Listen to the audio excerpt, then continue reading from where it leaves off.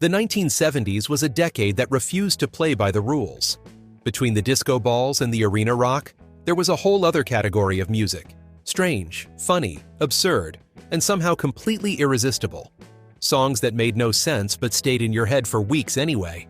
So today, we're counting down 10 bizarre 1970s songs we couldn't live without. Number 10. Convoy by C.W. McCall, 1975. In 1975, a song about truck drivers talking to each other on CB radios somehow became one of the biggest hits in America. Convoy by C.W. McCall, the stage name of advertising executive Bill Fries, who had developed the character for a bread company commercial campaign, spent 6 weeks at number 1 on the Billboard Hot 100 in early 1976 and reached number 2 in the UK. The song is delivered almost entirely in CB radio slang, a language that most listeners in 1975 had never encountered and required a small amount of effort to decode. That effort apparently did nothing to reduce the song's appeal. If anything, part of the fun was the learning curve. Timing was significant. The 1970s saw a genuine surge of interest in CB radio culture, partly driven by the trucking industry's role in fuel shortage protests earlier in the decade. Truck drivers had become a kind of cultural symbol, independent, self-reliant, and operating outside the structures that most Americans felt increasingly trapped by following Watergate, the oil crisis, and the general sense that institutions had failed. The song tapped directly into that romantic image, telling the story of a massive convoy of trucks outrunning law enforcement across state lines, all communicated in the crackling, conspiratorial language of the CB. It spawned a film adaptation in 1978 directed by Sam Peckinpah, and it briefly made CB radio slang a genuine fixture of everyday conversation across the country. People who had never been near a truck were using terms like smoky and bear in the air in casual speech. Convoy is bizarre in the most purely 1970s way. It is a novelty song that somehow also captured something real about the anxiety and the longing for freedom that defined the decade that produced it. Number 9. Disco Duck by Rick Dees and his cast of idiots, 1976.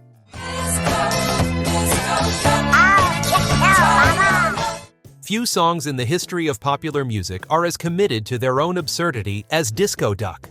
Released in 1976 by Memphis disc jockey Rick Dees, the song tells the story of a man at a disco who, overcome by the music, begins dancing like a duck, quacking included, with Dees performing the duck voice himself throughout the track.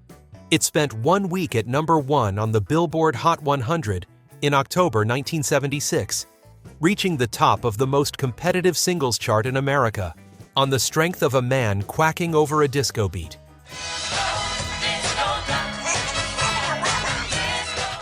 Rick Dees recorded the song as a joke, fully expecting it to be a regional curiosity that would vanish within a few weeks and be remembered mainly as a bit from his radio show. The label that agreed to release it, RSO Records, was primarily known at the time for its work with serious artists.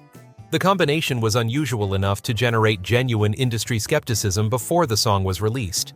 None of that skepticism survived contact with the actual public response. Dees was working as a radio DJ in Memphis at the time of the release, and his employers at the station initially suspended him over concerns that making a comedy novelty record would undermine his credibility as a professional broadcaster. The suspension became essentially moot within weeks, as the song took off nationally, and Dees found himself in demand for television appearances and radio tours across the country. He went on to become one of the most successful radio personalities in American history, and hosted his own long-running nationally syndicated Top 40 countdown show for decades, none of which would have happened without a record that he created as a joke about a quacking duck at a disco. The song remains one of the purest expressions of the 1970s novelty form, completely ridiculous, recorded in total sincerity, and absolutely impossible to forget once heard. Number 8. Kung Fu Fighting by Carl Douglas, 1974. Everybody was kung fu fighting. Carl Douglas recorded Kung Fu Fighting as a B-side. He wrote it in about 10 minutes during studio downtime at the end of a recording session for a different song entirely. The session had been booked and paid for.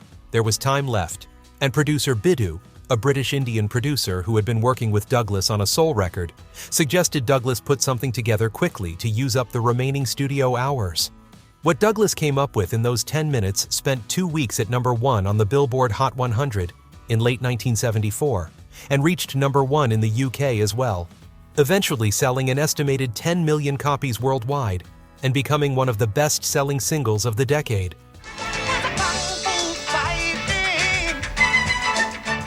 The timing connected the song to the massive wave of martial arts enthusiasm that had swept through popular culture in the early 1970s, driven largely by the films of Bruce Lee, whose death in July 1973 had only amplified public fascination with the martial arts world he had introduced to mainstream Western audiences.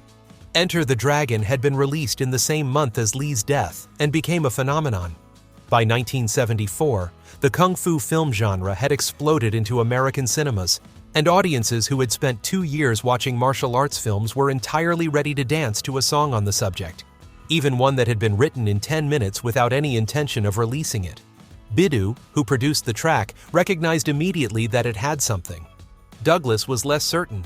He spent years afterward trying to follow up the song's success and never came particularly close, which is its own kind of remarkable story. Kung fu fighting is the definition of a song that should not have worked, that was not meant to work, and that absolutely, inescapably, completely worked.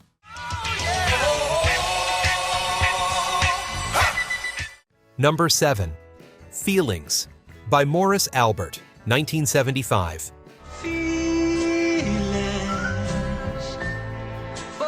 Feelings was released in 1975 by Morris Albert, the stage name of Brazilian singer Mauricio Alberto Kaiserman, and became one of the most covered songs of the entire decade. The song's origins are themselves an unusual story. Albert had originally written it in French and released a version in Brazil before an English-language recording was completed and released internationally. The English version reached #6 on the Billboard Hot 100 and #4 in the UK. And in the years that followed, it was recorded by hundreds of artists across multiple genres and languages, making it one of the most frequently covered pop songs of the 1970s, and a standard that persisted well into the following decades.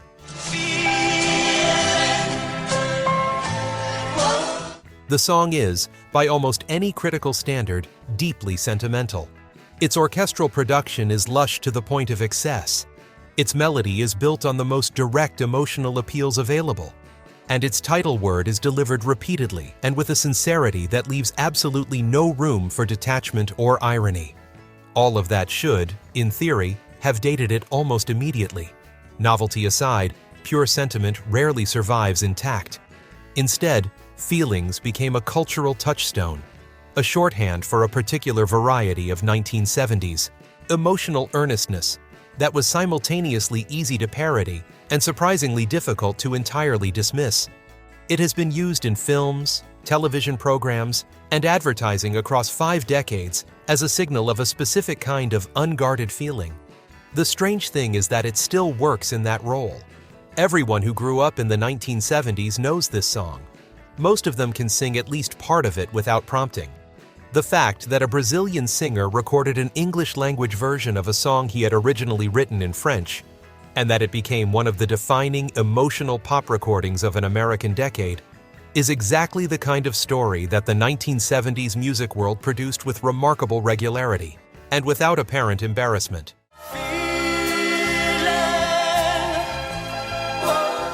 Number 6. Bicycle Race by Queen, 1978.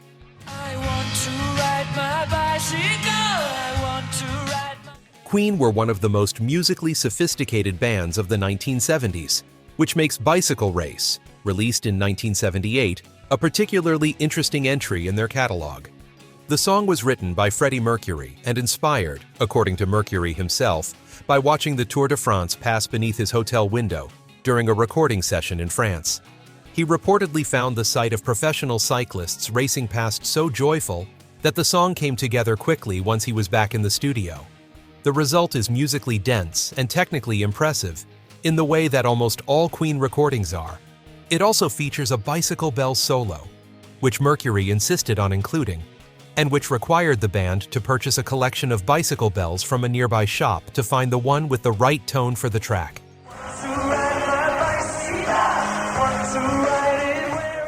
This is a detail that says a great deal about Queen's approach to their work. No element, however small or absurd, was left to chance.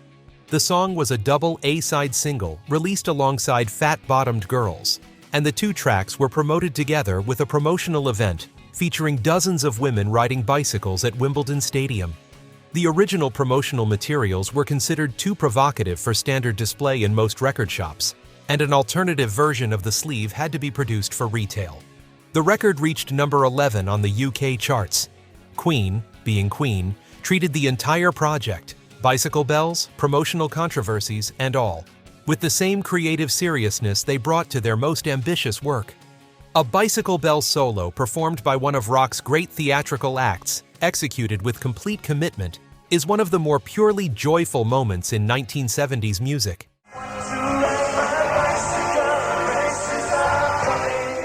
Number 5. Monster Mash by Bobby Boris Pickett. He did the Monster Mash. It was a grave. Monster Mash was originally recorded in 1962, became an immediate Halloween staple in America, and then did something that pop songs almost never do. It charted again. In 1973, 11 years after its original release, the song was re-released in the UK and reached number 3 on the British charts, making Bobby Pickett one of the more improbable comeback stories in pop music history, without having recorded a single new note. The song had never been a UK hit on its original release, which meant that British audiences in 1973 were essentially discovering it for the first time, while American audiences had spent an entire decade treating it as a seasonal institution that arrived every autumn as reliably as the changing leaves. They played the Monster Mash. Pickett had developed the Boris Karloff impression that drives the song's lead vocal as part of a comedy act he performed in clubs. The song was recorded in a single evening at a studio in Hollywood and cost very little to produce. It was rejected by multiple record labels before finding a home at Garpax Records, a small independent label. The monster dance craze it describes, the Monster Mash itself, was written as a direct parody of the twist-era dance crazes that had swept popular culture in the early 1960s, making it a parody of a trend at the exact moment that trend was at its commercial peak. Almost everything about its creation was accidental, hasty, or rejected before it found its audience. The fact that it then outlived the trend it was parodying, outlived the decade of its creation, outlived every subsequent cultural shift, and re-emerged as a genuine hit in a completely different country, 11 years after its original release, is one of the stranger and more cheerful arcs in the entire history of novelty music. It was re-released in the United States in 1973 as well, charting again domestically. Every Halloween it plays somewhere. It has been playing every Halloween for over 60 years. It will almost certainly still be playing long after everyone involved in its creation is gone, which is a kind of immortality that very few serious recordings ever achieve, and which nobody involved in that single evening in a Hollywood studio could possibly have imagined. Then you can Monster Mash. Number 4. Tie a Yellow Ribbon Round the Old Oak Tree by Tony Orlando and Dawn, 1973.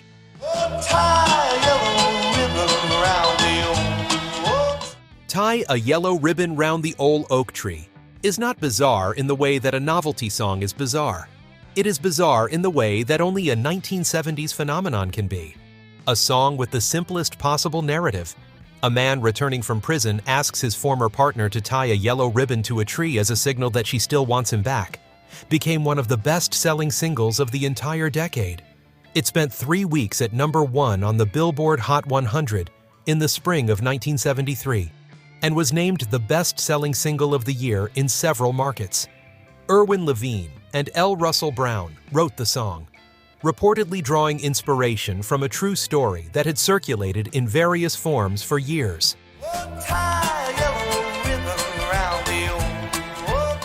The song launched a cultural ritual that extended far beyond the record itself and far beyond the decade. The yellow ribbon, which had existed as a folk symbol in various contexts, became permanently and specifically associated with welcoming people home, a meaning that expanded significantly in later decades to encompass the return of military personnel from overseas service.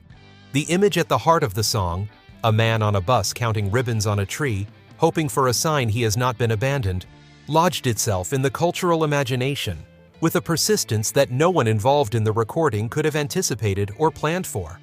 Tony Orlando and Dawn were a solid and reliable pop act of the period, capable of producing well-crafted commercial recordings.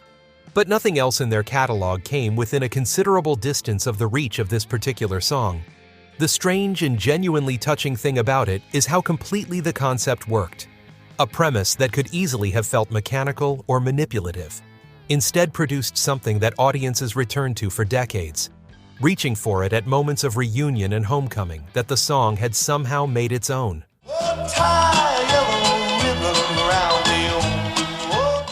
Number 3. Rubber Ducky by Ernie, Jim Henson, 1970. Rubber Ducky, I'm awfully fond of you. In 1970, a song performed by a Muppet character on a children's television program reached number 16 on the Billboard Hot 100. Rubber Ducky, sung by the character Ernie on Sesame Street and voiced by Jim Henson, was released as a single and sold over 1 million copies. It was nominated for a Grammy Award for Best Recording for Children. It made the mainstream pop charts, competing with rock bands, soul singers, and singer-songwriters entirely on its own commercial merit, which is something that requires a moment of reflection to fully appreciate. Rubber Ducky, joy of joys, when I squeeze you. Sesame Street had premiered in November 1969, and by 1970, it had already established itself as something genuinely new in children's television. The show was designed with direct input from child development researchers and educators at organizations including the Children's Television Workshop, and it was aimed at preschool children in a way that actually took seriously how young children learn and process information. Rubber Ducky was written by Jeff Moss, one of the show's primary songwriters, who also wrote many of the other songs that became central to Sesame Street's identity over the following decades. The song captured the warmth and specificity of the show's approach, a song about a bath toy that managed to feel genuinely tender rather than simply cute, voiced by one of the great puppeteers in American entertainment history. The fact that it crossed over to adult pop audiences was a reflection of what Sesame Street had understood from the beginning, that content made with genuine care and intelligence for children would also connect with adults. A song about a rubber duck, voiced by a Muppet, reaching the Billboard Hot 100 is one of the 1970s most purely delightful facts. Rubber Ducky, you're so fine, and I'm lucky that... Number 2. Chevy Van by Sammy Johns, 1975. No money in my Chevy van, that's alright. Chevy Van by Sammy Johns is one of those songs that seems, on first encounter, like a perfectly ordinary piece of 1970s soft rock. The production is smooth and unhurried, Johns's vocal delivery is warm and relaxed, and the melody is genuinely pleasant in a way that fits comfortably alongside everything else that was on the radio in 1975. It reached number 5 on the Billboard Hot 100 and received extensive airplay throughout the year, becoming a genuine hit without generating any apparent controversy or parental alarm, which, given what the song is actually about, is itself remarkable.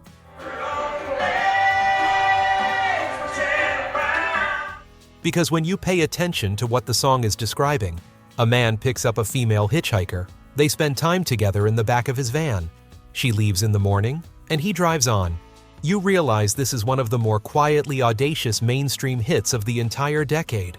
The subject matter is handled with such warmth, such genuinely affecting nostalgia, and such complete absence of salacious detail that it managed to slide past the attention of radio programmers and parent groups entirely.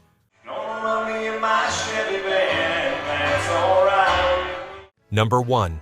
MacArthur Park by Richard Harris, 1968, dominant on 1970s radio, / Donna Summer, 1978.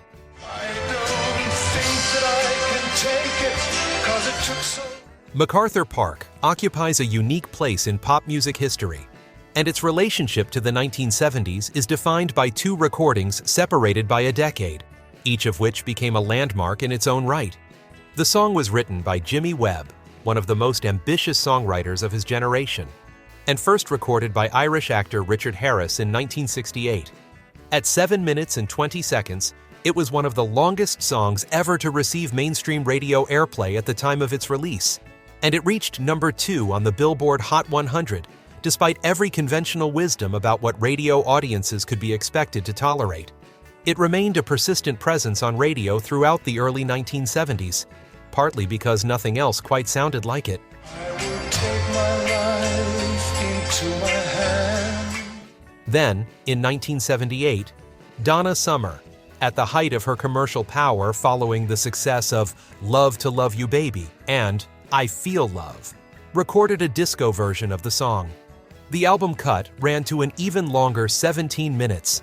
The shortened single version reached number 1 on the Billboard Hot 100, giving Summer her first chart topper in the United States, and introducing the song to an entirely new generation of listeners who had not been around for the Harris version a decade earlier.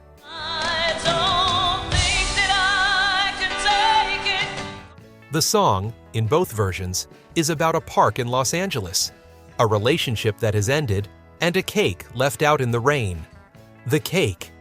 The specific, extended, mournful imagery of a recipe being lost forever because someone left a cake out in the rain is one of the most famous and most vigorously debated pieces of songwriting in the history of popular music, celebrated as genuine poetry by its defenders, treated as high camp by its detractors, and parodied by almost everyone at some point.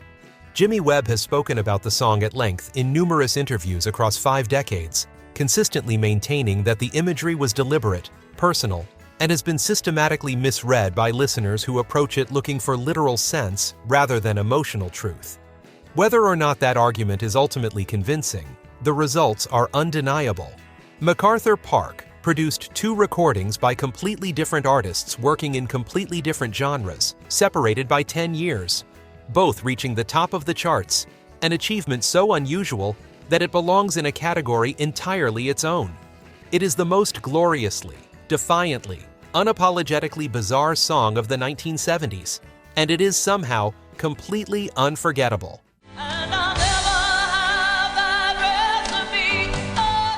If you enjoyed this video, please like and subscribe to our channel so you never miss out on more music content like this.